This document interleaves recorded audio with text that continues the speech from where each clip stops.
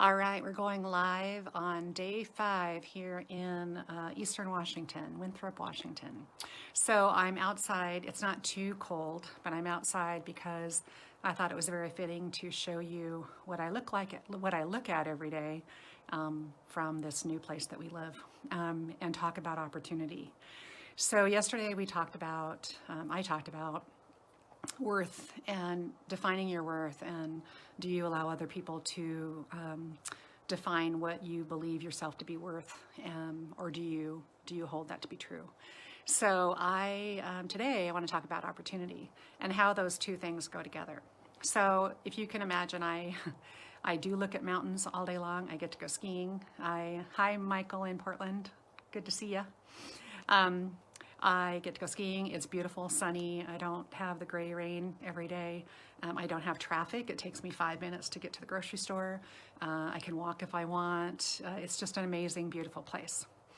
But why I brought that up is when I had the opportunity to move here with my husband, I resisted like crazy. We'd already bought this place. So fortunate that we could be over in this beautiful place. But my heart and mind were still in Seattle, in the rain, lots of traffic, and stress. So a huge amount of stress that came with living in the city. And yet that's all I could think about, was wanting to be there and not in this beautiful place, which is kind of hard to imagine. But what I think I've learned from that is transitions are hard. We will all go through many transitions in our life. And this was one that sort of skirted on big change, big life change, semi-retirement. Kids are, we're empty nesters, kids are out of the house. And so there was a lot going on when we made the decision to move here. And instead of me thinking about all those things and what transitions do to you and how much you can resist change, I fought pretty hard. Thinking that it was somebody else's fault and some way that I could be happier and make this sacrifice to stay in Seattle instead of come over here. So now it's been almost 3 years. It'll be 3 years in May. And what finally happened is I just let go. I realized the more I tried to go into Seattle to live and stay at our house or stay in the apartment, that stress came back, that feeling of being out of control, that feeling of not being able to catch my breath. So my body felt different every time I went back into the city. So I realized that there was a reason I was here in this small town back where I grew up. There was a reason I needed the sunshine, and I needed to stop trying to control opportunity that was looking me in the face. So what I also wanted to say about opportunity is at some point in your life, learning the skills that you learn, you get to pick and choose your opportunities. And what I would say about that is be a little picky about what you do with your life, because you spend a great amount of your time working. And work-life balance is so critical, raising families, being the best person you can be in that life.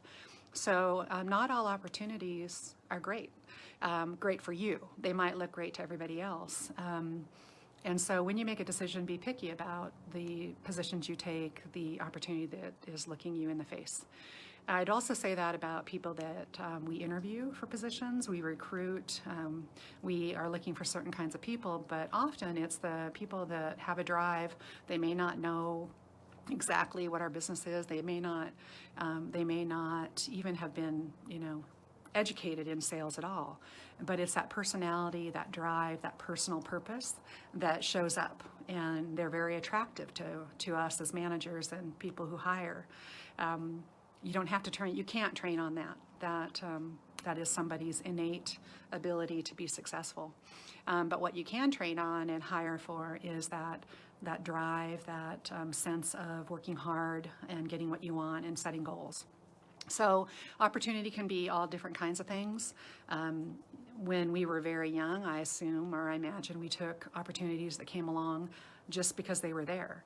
We didn't have fear. We didn't think about being trapped by or stuck in fear and what we were risking if we took a new opportunity.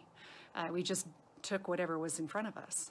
And as you get older, there seems to be a little bit more risk associated with taking a new opportunity, and it can be really scary, and you can think that there are all kinds of reasons not to do it. And I would just go back to fear being my number one trap And we just taught a class again this morning around being paralyzed by fear and thinking that it's something besides fear. Taking an opportunity is very exciting, should be very exciting, can be very hard, and can be very scary, and that's true. But what if you didn't take it? You know, where would you be if you hadn't jumped in and pushed past that fear to grab any opportunity that comes along? And then finally, I'm going to make this a fairly short one. It's middle of the day. Finally, I'm going to say to understand opportunity, you have to understand yourself.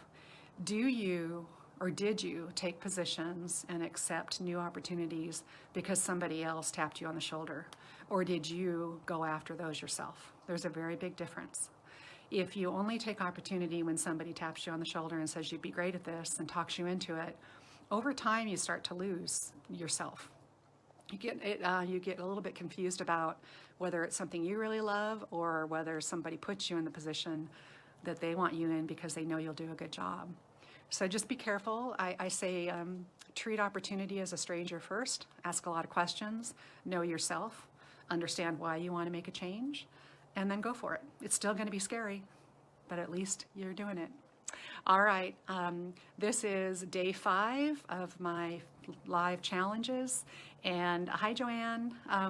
So it's really fun seeing all of you pop up. And I will see all of you tomorrow. Thanks.